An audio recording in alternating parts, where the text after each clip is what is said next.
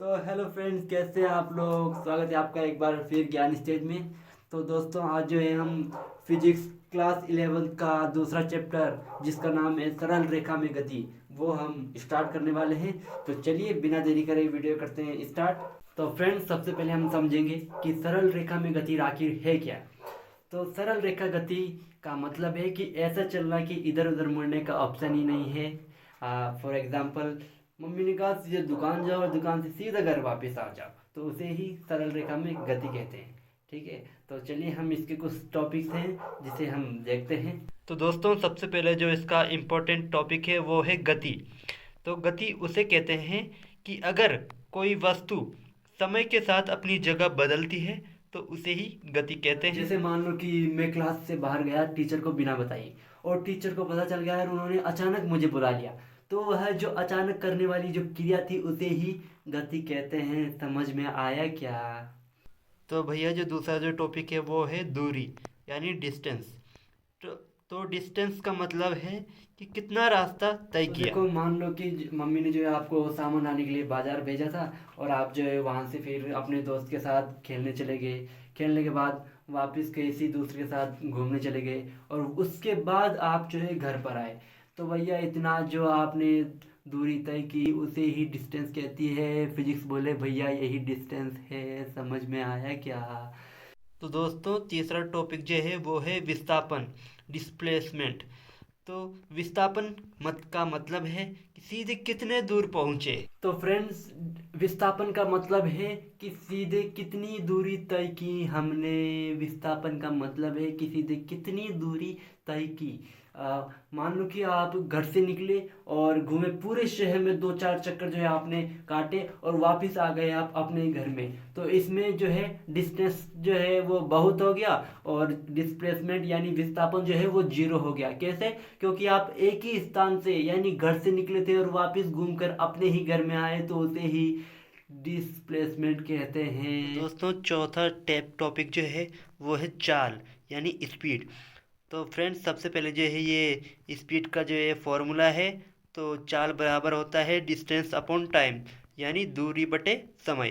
तो स्पीड जो है बताती है कि कितनी तेजी से चले। ध्यान रखो, स्पीड को फर्क नहीं पड़ता कि आप इधर गए या उधर, बस दूरी पूरी होनी चाहिए। स्पीड को फर्क नहीं पड़ता कि आप इधर गए या उधर, बस दूरी जो है पूरी होनी चाहिए। जैसे एग्जाम में लिखो कुछ भी, बस पन्ने भरे रहने चाहिए। ठीक है। तो ये छोड़ो। सिर्फ एक बात ध्यान रखो कि स्पीड को फर्क नहीं पड़ता कि आप इधर गए या उधर, दूरी जो है पूरी होनी चाहिए। ठीक है दोस्तों, पांचों टॉपिक जो है वो है वेग। तो ये जो है फॉर्मूला है। तो वेलोसिटी बराबर डिस्प्लेसमेंट अपॉन टाइम, यानी वेग बराबर विस्थापन बटे समय। अब देखो, एक बात बताऊं, वेलोसिटी जो है थोड़ा सा समझदार है। क्यों?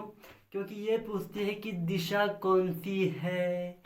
वेलोसिटी पूछे कि दिशा कौन सी है।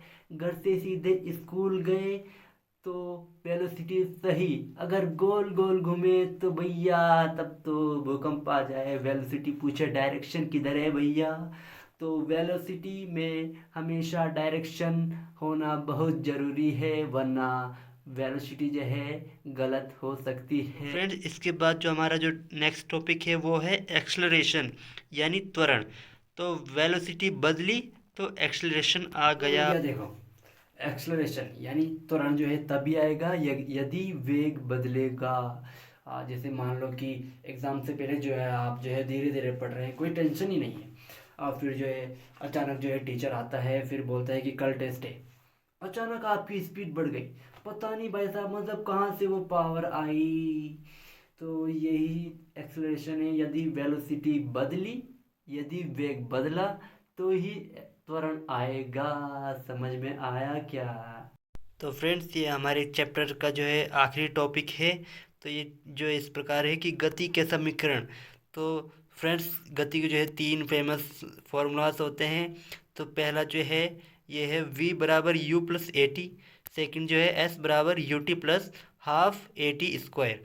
और जो लास्ट है वो है V square is equal to U square plus two A S. दोस्तों, जो ये तीन फॉर्मूले हैं इनमें से एक एग्ज़ाम में आता ही आता है, तो इन तीन फॉर्मूलों को याद जरूर रखें।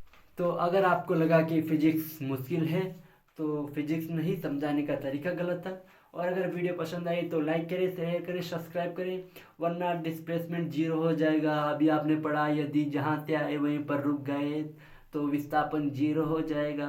ठीक है, तो इसी के साथ जो है हमारा जो है चैप्टर 2 भी कंप्लीट होता है।